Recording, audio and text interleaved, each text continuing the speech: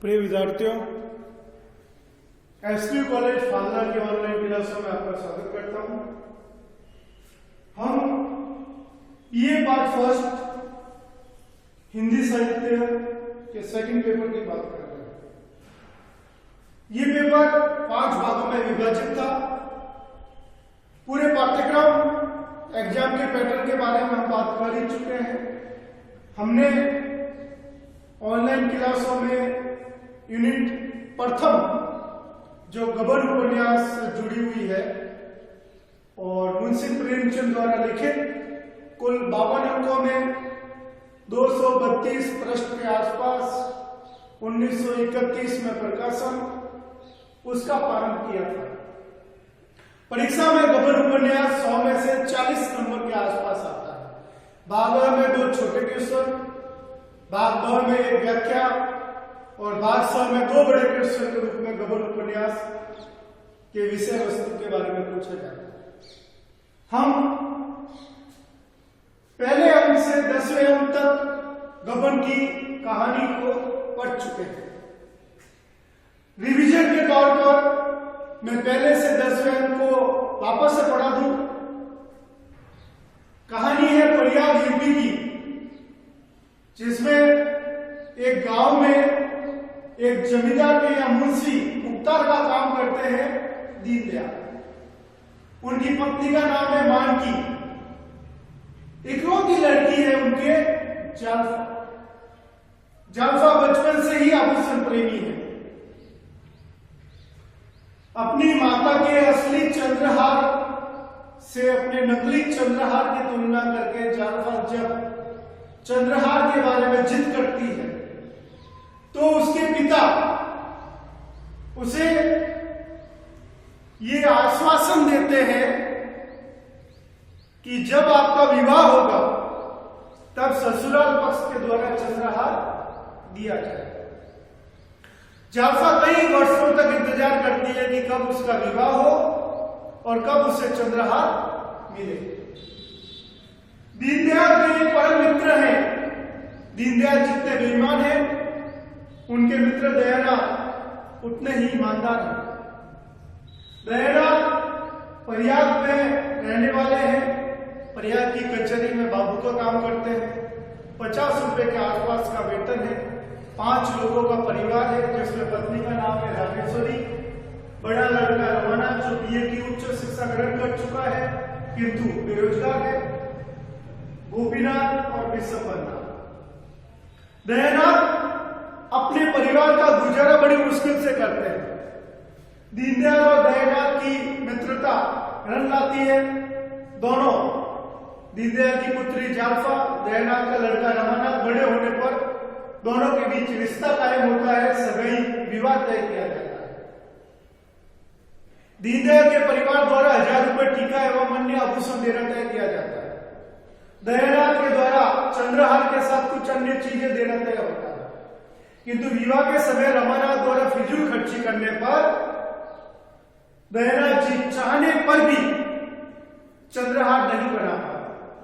विवाह के समय पड़ोस की महिलाएं, गांव की महिलाएं, जालफा की सहेलियां, राधा, बसंती, शहजादी, जालफा के परिवार के लोग जब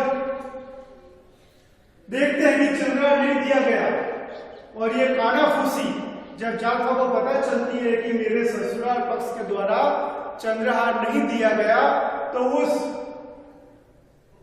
लंबे समय तक इंतजार करने वाली बालिका का हृदय टूट जाता है।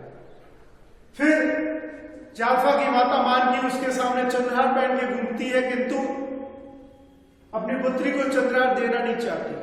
माता के उस रूखे व्यवहार से, स्वार्थी होने से जालफा क्रोधित होकर, कुंठित होकर कसम खाती है कि जब तक मुझे चंद्रहार नहीं मिलेगा मैं अन्य गहनों को धारण नहीं करूंगी। जालफा अपने पीहर से ससुराल आई। ससुराल का वातावरण न तो अमीर था और न ही गरीब था, मध्य वर्ग के थे। अभी अभी रमानाथ की शादी निपटी थी। रमानाथ के फिजूल खर्ची के कारण बहुत ज्यादा उधारी हो चुकी थी। दयानाथ चुकाने में असमर्थ है। कई लोग दिन प्रतिदिन उधार मांगने के लिए पैसे लेने के लिए, पुराना हिसाब करने के लिए घर में आते हैं, गली मोहल्ले में बदनामी का डर है। इन सब चीजों के कारण दयानाथ पर ये दबाव बनाया जाता है कि वो रिश्वत ले, लेकिन दयानाथ ईमानदार प्रवृत्ति के हैं, उन्होंने कभी गलत कार्य नहीं किया, वो मना कर देते हैं। वो अपने पुत्र को एक अच्छी सलाह देते हैं कि आप उच्च शिक्षा ग्रहण कर चुके हैं, बीए कर चुके हैं, आप रोजगार करें जिससे घर में 2 व्यक्ति कमाएंगे, उधारी जल्दी शीघ्रता से चुकती हो जाएगी। लेकिन रमानाथ रोजगार की तलाश न करके षड्यंत्र का निर्माण करता है, जिसमें वो अपनी प्यारी और भोली पत्नी जालफा से प्रेम का दिखावा करके एक रात को उसके गहनों का संदूक चोरी करके अपने पिताजी दयानाथ के पास लेके जाता है। दयानाथ उससे संदूक वापस रखवाना चाहते हैं, किंतु जालफा की नींद खुल जाती है। जालफा द्वारा पुलिस में रिपोर्ट का कहलाने पर भी रमानाथ पुलिस में रिपोर्ट नहीं लिखता है, क्योंकि पुलिस आती तो समाज में बदनामी होती, घर वालों को पता चलता, जालफा को पता चलता कि गहनों की चोरी तो उसके पतिदेव ने की।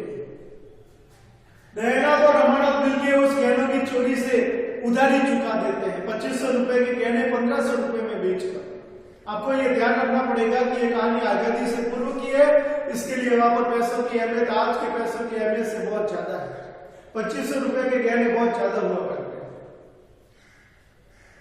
जालफा के न तो चंद्रार मिला, और जो कसम खाई थी कि गहनों को धारण नहीं करेगी, अब वो तो गहने भी नहीं रहे, तो जालफा की स्थिति दयनीय हो जाती है। वो मानसिक विकारों का, विकृतियों का शिकार हो जाती है, डिप्रेशन, निराशा के दौर से गुजर रही है। पति उसकी ये हालत देखकर सदमे में आ जाता है। रमानाथ द्वारा जब जालफा को समझाने का प्रयास किया जाता है तो जालफा अपने पति को स्पष्ट शब्दों में धमकी देती है कि अगर मुझे चंद्रार नहीं दिया गया तो मैं घर त्याग दूंगी, अर्थात ससुराल छोड़कर पीहर जाकर निवास करूंगी। रमानाथ जो अपनी पत्नी जालफा से असीम प्रेम करता है, वो जालफा की इन बातों से डर जाता है और इन सब समस्याओं का समाधान करने के लिए नौकरी की तलाश करता है। नौकरी की तलाश करते हुए वो अपने तमाम मित्रों के पास जाता है, लेकिन सब रईस दोस्तों के पास जाने के उपरांत भी संकोच के कारण कि कहीं मुझे नीचा देखना को पड़ेगा, गरीब लोग समझेंगे मुझे, अपने मित्रों से वो नौकरी के बारे में बात नहीं कर पाता। अंतिम में थके हार कर वो रमेश बाबू के पास अपने मन का भार कम करने के लिए, उनसे बातचीत करने के लिए मिलने जाता है। रमेश बाबू प्रयाग की म्युनिसिपालिटी अर्थात नगर पालिका में बाबू का काम करते हैं। दोनों के अंदर मित्रता है और प्रमुख कारण है शतरंज का खेल। रमेश बाबू और रमानाथ जी दोनों शतरंज प्रेमी हैं। रमेश बाबू के यहाँ जाकर रमानाथ पूरी रात शतरंज का खेल खेलता है और बातों ही बातों में अपने दुख को कम करता है। उनसे बातचीत करते हुए उन्हें अपनी व्यथा बताता है। रमेश बाबू बहुत दरिया दिल है, उनका मन साफ है। वो रमानाथ को आश्वासन देते हैं कि मैं आपके लिए नौकरी की तलाश करूंगा, और 1 या 2 दिन में रमेश बाबू रमानाथ के लिए प्रयाग की म्युनिसिपालिटी में बाबू का काम देख भी देते हैं। वहां पर 30 रुपए का वेतन है, अच्छी नौकरी है। एक युवा बीए प्राप्त व्यक्ति जो बेरोजगार है और एकदम से उसको इतना अच्छा वेतन, इतनी अच्छी नौकरी मिलनी भाग्य की बात है। रमानाथ ये खुशी की खबर अपनी पत्नी को सुनाता है।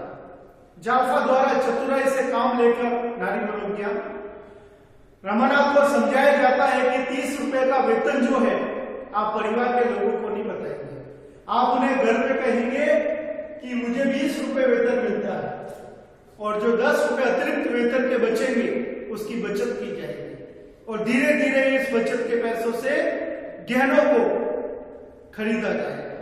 रमानाथ बहुत प्रसन्न हो जाता है, जालफा भी प्रसन्न हो जाती है।